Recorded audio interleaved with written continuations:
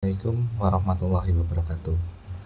Oke, pada kesempatan kali ini kita akan membahas tentang topik aspek legal plebotomi.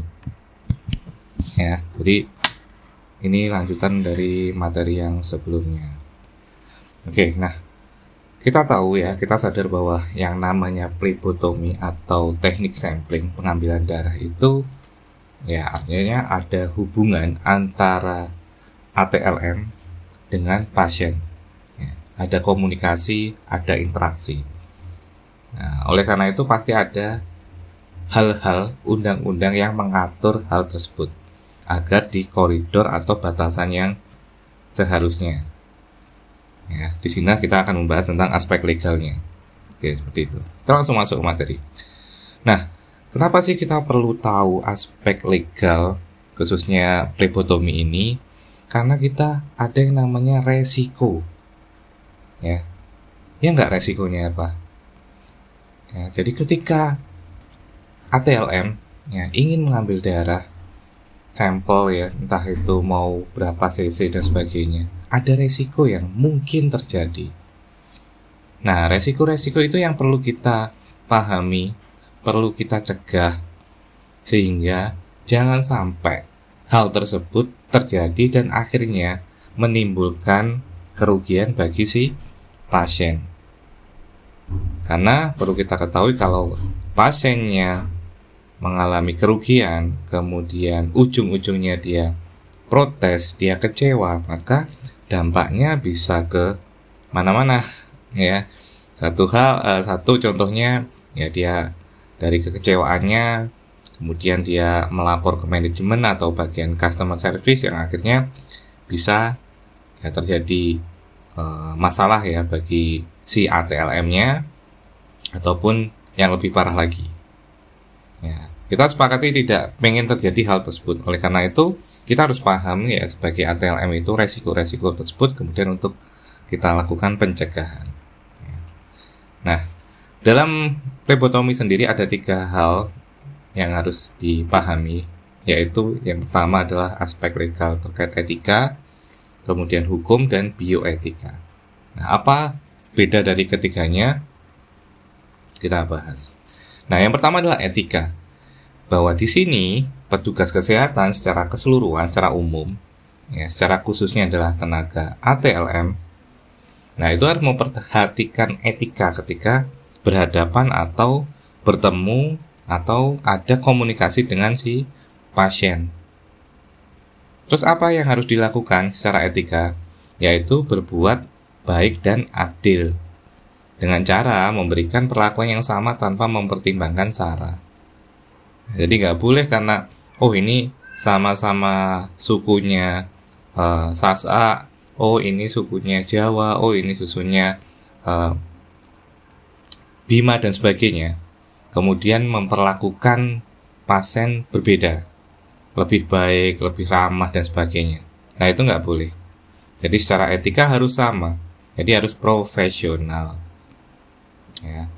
Meskipun mudah untuk kita ucapkan, namun ternyata prakteknya nggak mudah, karena buktinya masih banyak yang seperti itu ya, yang terjadi ketika ketemu saudaranya, atau tadi mungkin kita bahas suku, agama yang sama, kemudian memperlakukan berbeda.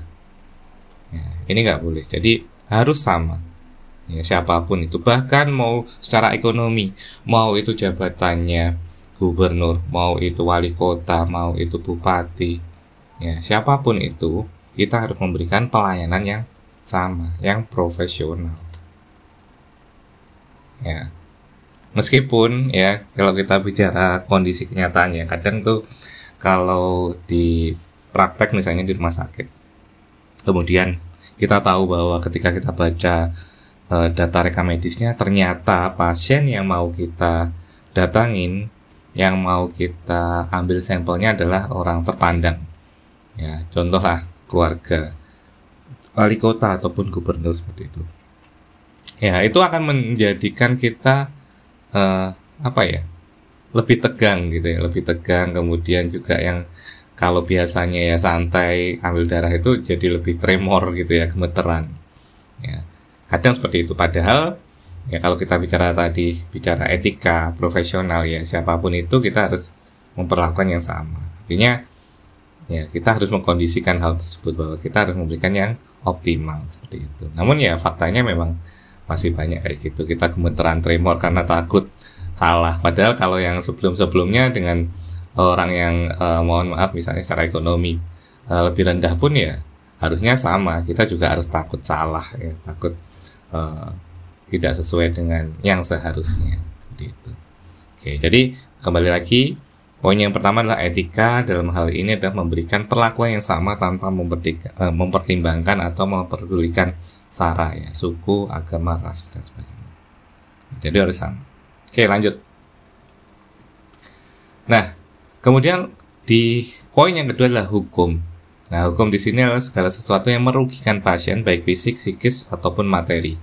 Artinya gini, kita harus paham bahwa ternyata ketika apa yang dilakukan seorang ATLM itu salah, ya tidak sesuai SOP, atau mungkin menimbulkan kerugian bagi si pasien, dalam hal ini mungkin nyeri, ya nyerinya itu 1-2 hari nyata nggak hilang, atau mungkin kesalahan prosedur. Nah, ini yang perlu diperhatikan, karena ketika pasien merasa rugi, baik fisik ataupun mungkin materinya, ya dia bisa melapor dan itu bisa ya itu bermasalah nantinya ya, ATLM tersebutnya dilaporkan seperti itu, dianggap malpraktek dan sebagainya seperti itu. Nah, jadi kita harus paham hal itu sehingga apa yang kita lakukan itu yang pertama harus sesuai SOP. Nah, SOP itu nanti dibaca lagi karena di setiap rumah sakit ada kalanya akan ada beberapa perbedaan. Jadi ketika kalian praktek di lab, oh caranya ambil darah itu stepnya seperti ini. Ternyata ketika di praktek di salah satu rumah sakit ternyata beda, ada step yang berbeda dibanding yang di lab tadi. Ya sudah, kita ikuti yang mana? Yang di rumah sakit. Kenapa? Ya ketika kita ada di situ, maka SOP mana yang ada di situ yang diakuin, ya itu yang kita ikutin. Ya. Karena apa ya? Memang saat ini dengan latar belakang pendidikan yang berbeda, ya otomatis memang hampir di beberapa rumah sakit itu punya SOP dan SOP-nya mungkin saja ya ada yang sama, ada juga yang berbeda antar rumah sakit, antar puskesmas, antar klinik dan sebagainya. Sehingga bijaknya Anda sebagai ATLM khususnya itu mungkin baik itu praktek maupun kerja ya, jadi diikutin aja, ikutin SOP yang ada di tempat tersebut. Syukur kalau Anda tahu ternyata oh ini kayaknya salah deh alurnya karena memang secara logika seperti ini, secara prinsipnya seperti ini dan sebagainya. Anda memberikan masukan misalnya terkait SOP itu ya bagus juga. Ya, kalau memang itu bisa membuat SOP itu lebih baik lagi, ya itu akan jauh lebih baik lagi. Artinya ya itu yang lebih dibutuhkan ya. Jadi berupa masukan misalnya kalau memang statement Anda itu memberikan arah yang lebih baik terhadap SOP tersebut.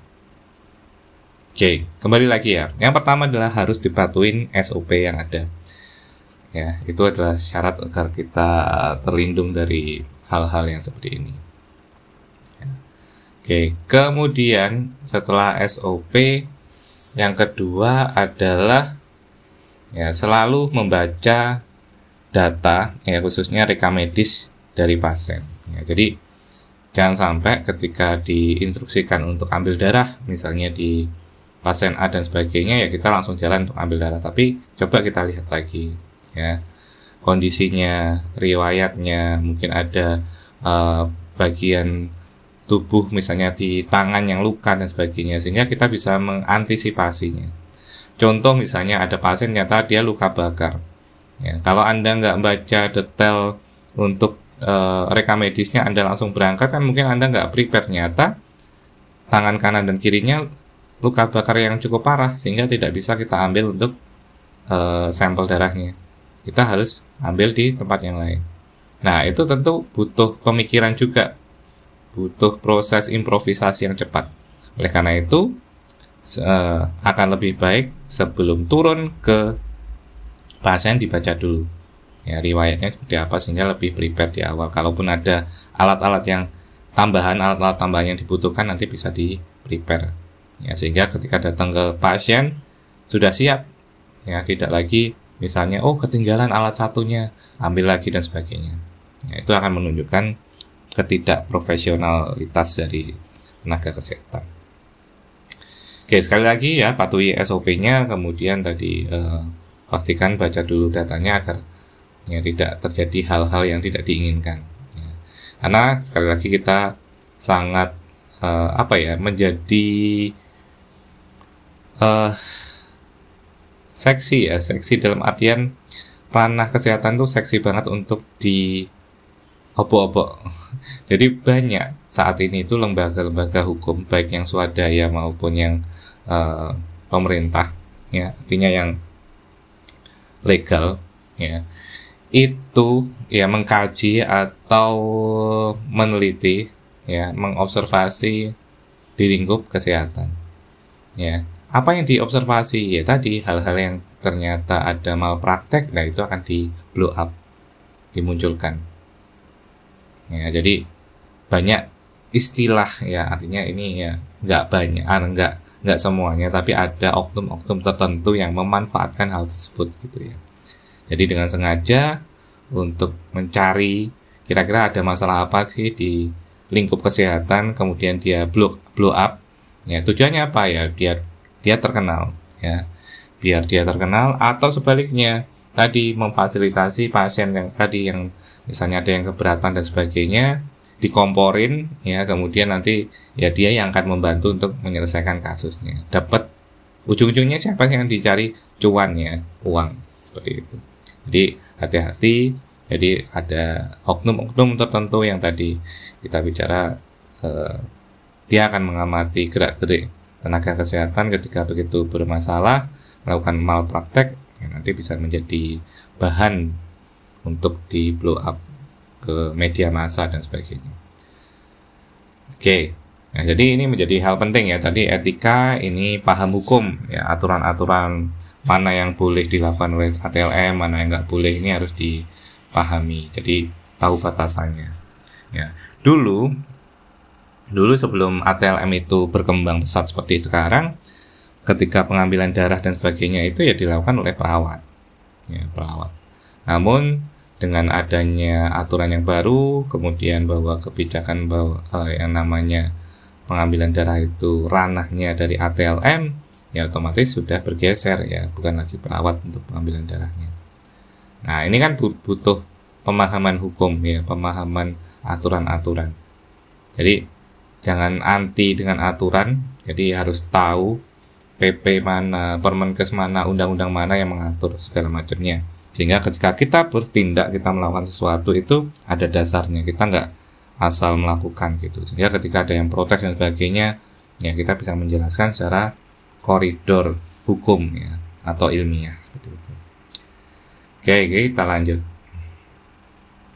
Nah, ini contohnya undang-undang dan peraturan kesehatan di Indonesia, yaitu Undang-Undang RI nomor 23 tahun 92 tentang kesehatan.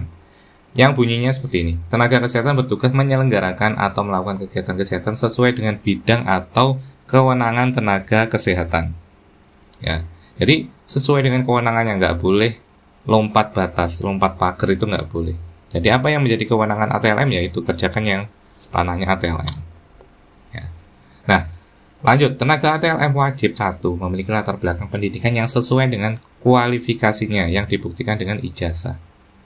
Ya, jadi nggak boleh ngaku-ngaku TLM tapi tidak pernah kuliah TLM, baik itu D3, D4 ataupun yang lainnya. Ya, jadi hanya berbasis atau berbekal pengalaman praktek atau pelatihan, kemudian dia mengaku TLM untuk bisa mendapatkan kerja misalnya, itu nggak boleh. Jadi syaratnya adalah harus sesuai dengan kualifikasinya yang dibuktikan dengan ijazah, ada ijazahnya. Itulah kenapa ini intermezzo aja ya, bedanya istilah tukang dengan ahli. Ya. Kenapa? Misalnya ya, kita bicara, maaf ya, ini cuma contoh aja. Kenapa orang tambal ban itu disebut tukang, sedangkan ATLM yaitu disebut seorang ahli, atau kalau kita bicara perawat, bidan itu juga pekerjaan yang nggak bisa kita sebut tukang nyuntik, tukang bantu kelahiran dan sebagainya, nggak bisa kayak gitu. Nah, alasannya adalah di latar belakangnya. Ya, jadi untuk mendapatkan gelar tadi, untuk mendapatkan yang disebut perawat, bidan, ATLM itu ada prosesnya yang ditandai dengan ijazah. Sedangkan kalau maaf tadi saya contohkan tambal ban, itu disebut tukang ya karena memang dia by pengalaman. Jadi bukan karena ada pendidikan khusus terkait tambal ban, enggak, tapi pengalaman dia yang membuat ya bisa melakukan pekerjaan tambal ban. Ya, jadi bedanya seperti itu. Kenapa ada yang disebut tukang, ada yang disebut seorang ahli, atau ya pekerjaannya tadi perawat, bidan, ATLM dan sebagainya. Dianggap inilah setingkat lebih baik gitu ya, karena memang latar belakangnya beda. Oke. Kemudian kedua, mengikuti pelatihan yang bersifat teknis laboratorium yang dibuktikan dengan sertifikat. Ya, ini sifatnya penunjang tambahan. Bayangkan ketika nanti kalian lulus, dengan begitu banyaknya lulusan saat ini, ya nggak usah bersaing dengan kampus lain deh, kampus Anda sendiri ya, satu lingkup di Poltekkes misalnya, itu begitu banyak lulusan ATLM dalam 1 tahunnya. Ya, bayangkan Anda berebut lahan pekerjaan yang dalam satu area, misalnya di NTB ini ya, tentu saja misalnya dalam setiap tahun kebutuhan ATLM-nya kalau ditotal dari berbagai tempat itu 10-20. Ya, contohnya kayak gitu. Itu udah total semuanya ya. Misalnya rumah sakit A butuh 1, rumah sakit B butuh 2, rumah sakit C butuh 3 dan seterusnya. Total 20. Sedangkan lulusan tiap tahun itu bisa antara 100 bahkan lebih. Nah, oleh karena itu ini dibutuhkan tambahan-tambahan, skill tambahan yang akan menjadi nilai tambah dari kalian para ATLM. Jadi ketika nanti lulus, Anda sudah punya bekal-bekal tambahan, skill tambahan ini yang akan menjadi poin plus kalian dibanding yang lain. Ya, mungkin Anda kalah secara IPK, tapi ya Anda punya skill-skill ini, pelatihan-pelatihan dengan yang dibutuhkan dengan sertifikat ya. Ada sertifikatnya itu 10 sertifikat, misalnya 10 pelatihan. Mulai dari mungkin contohnya ini ya, analisa dasar gravimetri, volumetri, kemudian mungkin terkait spektrofotometri, kemudian tentang mikrobiologi, kemudian tentang elektrokimia dan sebagainya. Nah, ini menjadi nilai tambah sekali lagi ya. Walaupun IPK-nya nggak bagus-bagus amat, tapi ketika Anda punya skill tambahan ini akan menjadi nilai tambah yang akan diperhitungkan oleh HRD. Ya, yang diperhitungkan oleh direktur yang saat membaca CV atau riwayat kerja Anda. Oke ya. Jadi ini adalah skill-skill yang penting yang harus kalian miliki. Ya, di luar ini tentu lebih banyak lagi ya pelatihan-pelatihan lainnya. Yang penting adalah ada sertifikatnya. Itu sebagai bentuk, sebagai buktinya. Oke. Jadi saran saya, selama proses pembelajaran, selama proses perkuliahan, sebelum lulus, buat target Anda harus punya skill-skill tambahan melalui berbagai pelatihan, berbagai workshop, berbagai webinar. Nah, hal-hal tersebut itu Anda jadikan nanti lampiran-lampiran ketika Anda melamar pekerjaan. Ya, itu akan menjadi poin plus ya. Bayangkan katakanlah ada 30 peserta ya, yang dibutuhkan cuma 2. Ya, otomatis HRD atau direktur dia akan melihat mana yang memang kredibel, kompeten dan sebagainya. Nah, salah satu wujud kompeten, salah satu wujud pembuktian itu ya dengan banyaknya kita melakukan pelatihan kayak gini, kemudian melakukan workshop dan sebagainya dengan dibutuhkan sertifikat. Itu menunjukkan bahwa oh ini anak rajin nih. Ini buktinya workshopnya, sertifikatnya banyak banget. Pelatihannya ternyata banyak. Ya, bahkan mungkin ya saat itu rumah sakit sedang membutuhkan tenaga ATLM yang mahir di bidang mikrobiologi misalnya. Nah, kebetulan kalian ternyata si A itu misalnya dia pernah pelatihan tentang mikrobiologi, ada sertifikatnya. Nah, akhirnya cocok kan. Lagi butuh laboran mikrobiologi, ternyata yang mendaftar itu ikut aktif pelatihan dan salah satunya adalah tentang mikrobiologi. Nah, kita nggak tahu hal tersebut ya, namun bisa saja terjadi, jadi sangat mungkin.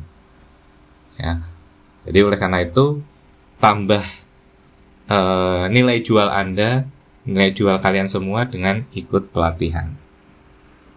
Oke, kita lanjut. Nah, tadi hukum, kemudian etika sudah, sekarang bioetika. Nah, ini agak melenceng, artinya agak di luar dari teknik sampling karena secara umum. Ya. Abortus, eutanasia, transplantasi organ, teknologi reproduksi buatan, rekayasa genetik atau vaksin. Nah, itu beberapa contoh bioetika. Bio itu hidup, etika itu ya terkait tadi norma ya, atau aturan seperti itu. Nah, ini awal mulanya di UGM tahun 2000, di mana pada saat itu fokus pada menjembatani antara etika dan ilmu-ilmu kemanusiaan. Jadi di tahun 2000 itu tentu saja sudah berkembang ya ilmu-ilmu kesehatan dan sebagainya. Nah, yang saat itu dikaitkan dengan etika, norma yang berlaku. Nah, salah satunya yang atas tadi ya, abortus. Abortus itu ya menggugurkan kandungan. Dalam lingkup kesehatan ya, itu sangat dimungkinkan dilakukan ketika memang terjadi masalah ya di dalam kandungan yang mungkin akan memberikan dampak negatif pada ibunya ya, sehingga harus dilakukan abortus. Jadi ada alasan medisnya dilakukan. Kemudian eutanasia. Jadi eutanasia itu dengan sengaja membunuh seseorang ya. Maksudnya membunuh di sini misalnya pada pasien stroke ya, sudah puluhan tahun menggunakan alat bantu dan sebagainya, keluarganya sudah tidak mampu lagi membiayai perawatan yang ada di rumah sakit ya. Dan juga dari orangnya tersebut juga terlihat sudah tidak ada kemampuan, artinya ya minimal udah geraknya minimal, kemudian mungkin responnya juga nggak signifikan dari tahun ke tahun ya, sehingga mungkin ya artinya dari keluarga itu mengajukan untuk eutanasia dan dari dokter akan meninjau dan sebagainya dengan berbagai indikatornya ya. Intinya adalah seperti itu, sehingga dengan sengaja misalnya dari tim dokter untuk mencabut berbagai alat-alat medis yang ada di tubuhnya agar step by step nanti ya dia meninggalnya ya, daripada tadi ya hidup namun puluhan tahun tidak bergerak dan sebagainya, memang tidak ada progres. Kemudian juga mungkin yang paling besar adalah alasan dari keluarga, misalnya tadi terkait biaya, itu sangat terjadi ya.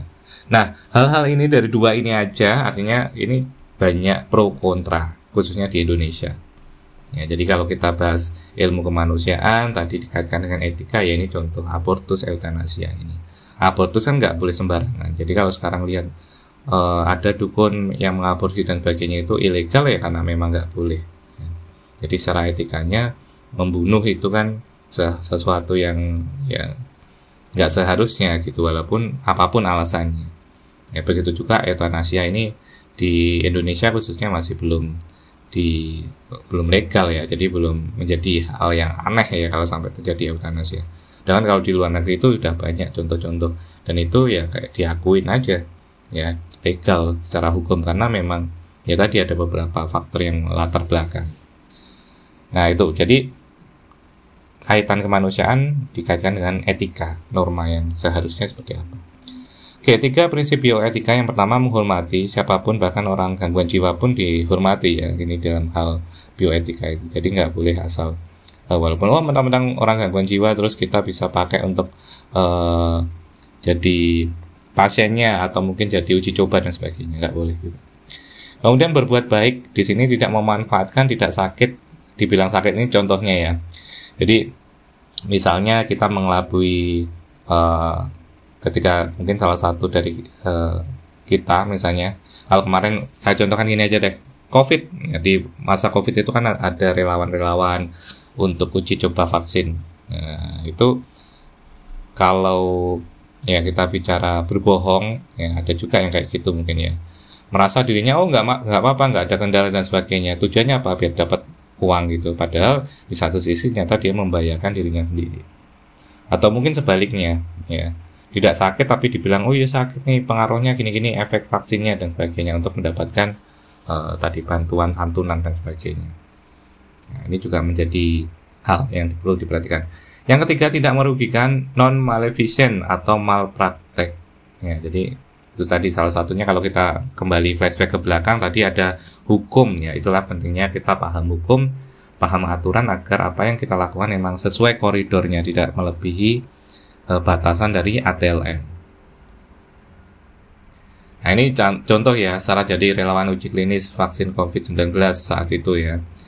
Jadi pemerintah, ya, khususnya lembaga yang menaungi ini, mencari relawan, kemudian relawannya itu diberikan diuji coba untuk menjadi respondennya, kemudian nanti dilihat ya responnya seperti apa. Nah, tentu saja hal ini menjadi pro kontra ya, meskipun tujuannya baik ya untuk pengujian vaksin. Namun kan karena ada resiko ketika tadi misalnya vaksinnya ya tidak seharusnya atau tidak optimal, ada kesalahan dan sebagainya rangkaiannya, yang bisa saja menyebabkan ya kerugian bagi si relawan ya, atau sampai mungkin meninggal, kan sangat mungkin banget ya, karena memang yang namanya vaksin itu kan virus yang dilumpuhkan.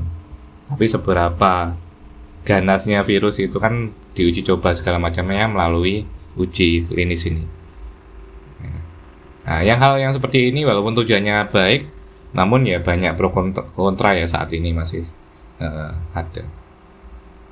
Oke, tadi ya eutanasia, kemudian abortus ini juga sama, ya, masih menjadi pro dan kontra. Nah, ini adalah liger ya, lion dan tiger, ya, lion dan harimau. Jadi perpaduan antara singa dan harimau seperti ini. Ya, ini salah satu inovasi di bidang genetik ya, namun ya ini masih sebatas penelitian ya, jadi bukan untuk terus semuanya nanti akan dibuat kayak gini, enggak. Tapi ini karena untuk penelitian, diteliti bagaimana sih efeknya. Walaupun kalau kita lihat ini badannya kan besar ya, badannya besar seperti singa, namun wajahnya harimau seperti itu ya. Jadi ketika uji coba tadi itu kan sifatnya terbatas untuk diteliti lebih lanjut dulu ya, dampaknya apa. Walaupun kayak gini kita lihat besar dan kayak kelihatan gagah, tapi kita nggak tahu apakah mungkin ada nantinya ya, atau mungkin saat itu ada kelainan organ dan sebagainya pada si tiger ini, atau mungkin ada masalah-masalah lain ya, itu yang akan terus dikaji oleh peneliti ya. Jadi sifat inovasi itu seperti itu. Jadi nggak langsung nemu inovasi terus langsung disebarluaskan, nggak, tapi diteliti dulu lebih lanjut. Apalagi kalau kaitannya dengan makhluk hidup ya, apalagi dengan manusia, yaitu butuh proses yang luar biasa panjang.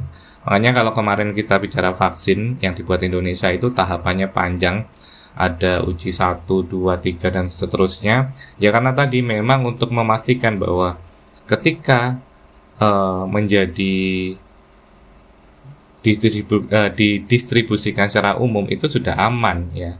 Jangan sampai nanti buru-buru dikeluarkan vaksinnya, buru-buru buat, namun ternyata dari segi keamanannya nggak baik sehingga menimbulkan malah dampak kesehatan. Oke, kurang lebih seperti itu ya, konsepnya memang prosesnya panjang. Oke, jadi kurang lebih seperti itu untuk materi hari ini dengan topik ya dengan topik etika terkait teknik sampling plebotomi. Mudah-mudahan bisa dipahami dengan baik, semoga bisa bermanfaat. Saya akhiri, wassalamualaikum warahmatullahi wabarakatuh.